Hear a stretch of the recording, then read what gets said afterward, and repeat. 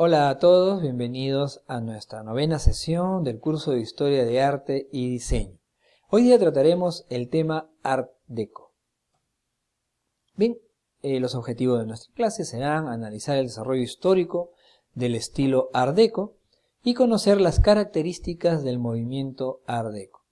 Sus contenidos es el Art Deco, orígenes, influencias, características y el Art Deco en América. Bien, vamos a empezar definiendo lo que es Art Deco.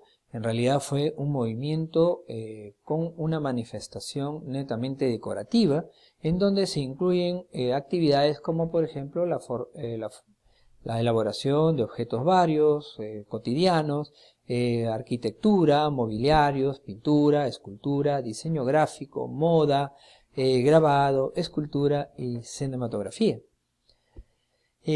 ¿Cuándo aparece este movimiento?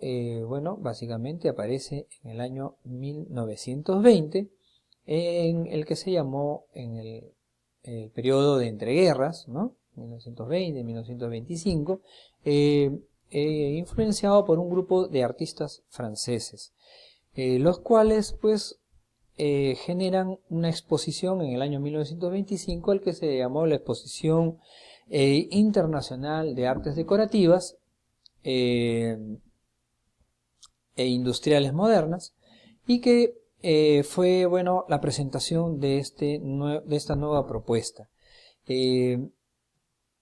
Su nombre en realidad aparece más adelante, mucho más adelante, en 1966, en una muestra retrospectiva llamada Años 25, en donde se le denomina como Art Deco.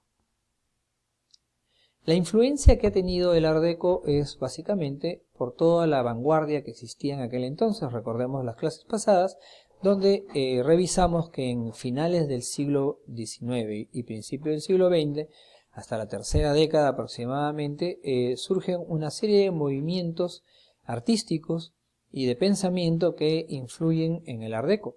Dentro de ellos, pues, los que más influencia producen fue el constructivismo, el cubismo, futurismo, Art Nouveau, la Bauhaus, el fauvismo y otros tantos.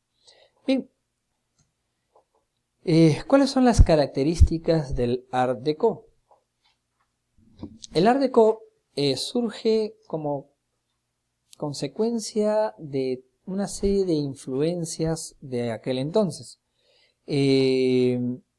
Y por eso es que usa la geometría imperante en esta época, propia del cubismo, el uso de esferas, las líneas horizontales y en especial el zigzag.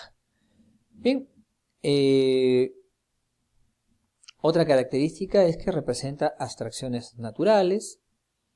Estas abstracciones naturales pueden representar rayos luminosos, radiantes, fluidos acuáticos, nubes ondulantes. Representan animales en velocidad, especialmente, por ejemplo, gacelas, galgos, panteras, palomas, garzas. Hay las representaciones también fitomorfas y de fuentes, como por ejemplo flores, cactus, palmeras.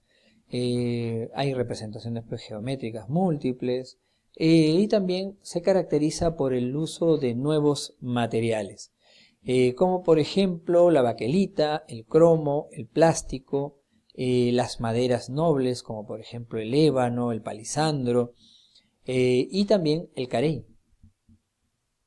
Dentro de sus motivos, utiliza motivos de culturas antiguas, especialmente precolombinas, egipcias, ¿no? Nos hace recordar algunos movimientos de vanguardia que hemos visto anteriormente.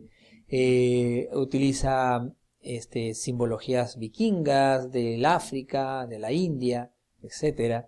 En arquitectura, pues se observa el uso de motivos marinos, materiales lujosos, como por ejemplo acabados geométricos, escalonados.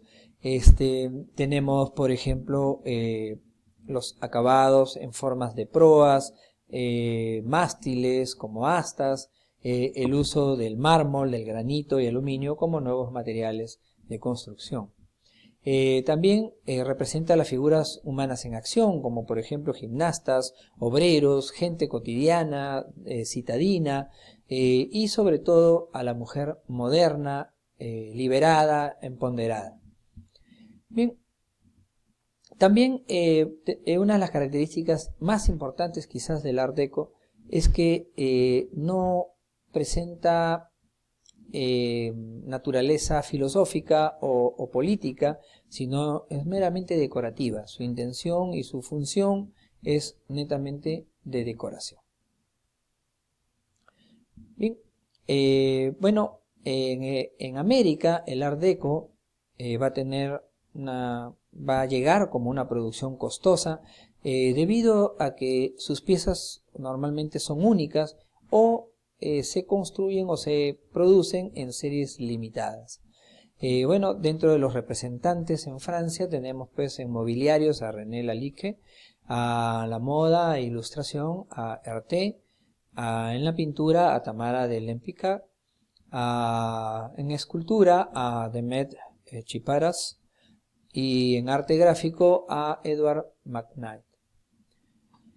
Bueno, en arquitectura sobresale sobre todo en ciudades como Miami y New York, en esta última en donde se generan grandes rascacielos, grandes edificios, como por ejemplo tenemos al Centro Rockefeller, al edificio Crystal y al Empire State, que son hasta ahora monumentos típicos de esta época.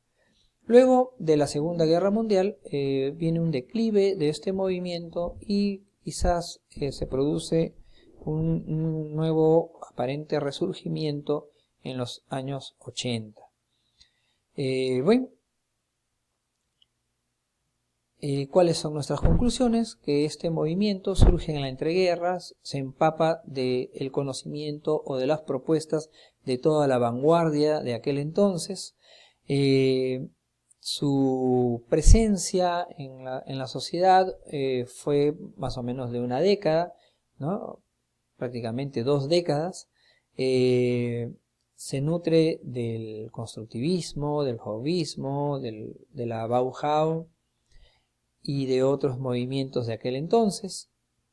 Y finalmente llega también a América Latina, especialmente en México, donde se ven muchas de estas expresiones. Bien, los invito a revisar nuestra bibliografía que se encuentra en nuestra aula virtual, en especial a la de Peña y Sánchez, en donde nos habla del Art Deco de una manera muy interesante y su influencia en México. Muy bien, les agradezco, muchas gracias y hasta la próxima.